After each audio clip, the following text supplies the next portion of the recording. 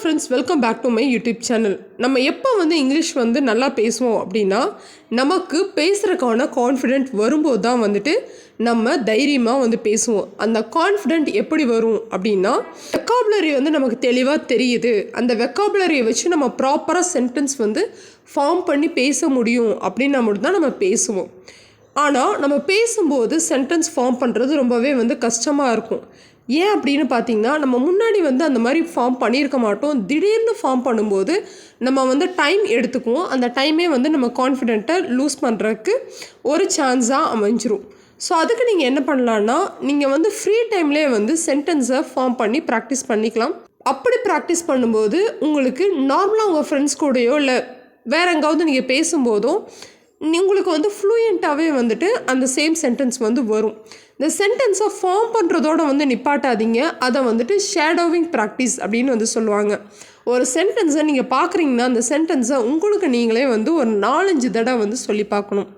அப்படி சொல்லி பார்த்தா மட்டும்தான் உங்களுக்கு ஃப்ளூயன்ஸாக இங்கிலீஷ் வரும். எனிவே வாங்க ஃப்ரெண்ட்ஸ், இப்போ நம்ம வீடியோக்குள்ளே போகலாம். இன் எ வைல். இன் எ வைல்னா சிறிது நேரத்தில் அப்படின்னு அர்த்தம். I will call you in a while. I will call you in a while. நான் கொஞ்ச நேரத்தில் உங்களை கூப்பிட்றேன் அப்படின்னு சொல்கிறாங்க. For a while. For a while.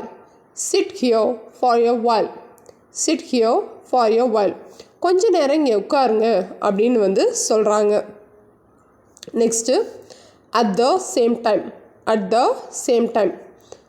அதே நேரத்தில் அல்லது ஒரே நேரத்தில் அப்படின்னு சொல்கிறது தான் அட் த சேம் டைம் அப்படின்னு யூஸ் பண்ணுறாங்க.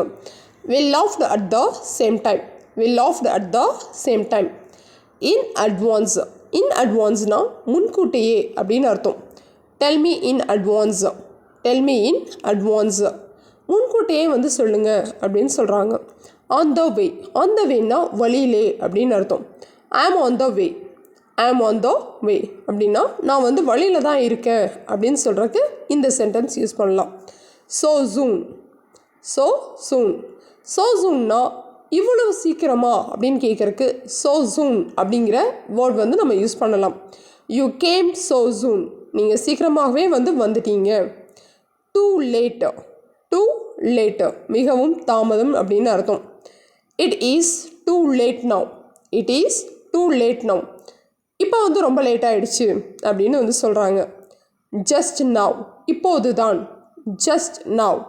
இப்போது தான். He left just now. He left just now. அவன் இப்போது தான் போனான் அப்படின்னு சொல்கிறாங்க. Once in a while.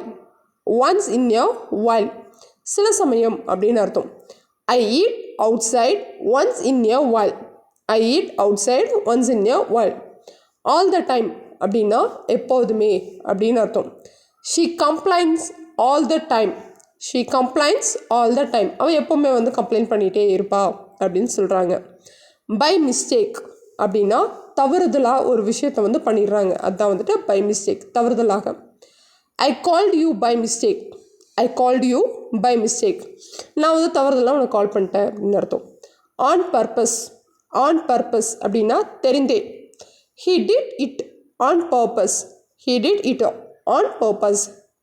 அவன் வேணும்னே தெரிஞ்சு இதை பண்ணியிருக்கான் அப்படின்னு சொல்கிறதுக்கு இந்த சென்டென்ஸ் நம்ம யூஸ் பண்ணலாம். At last. கடைசியாக.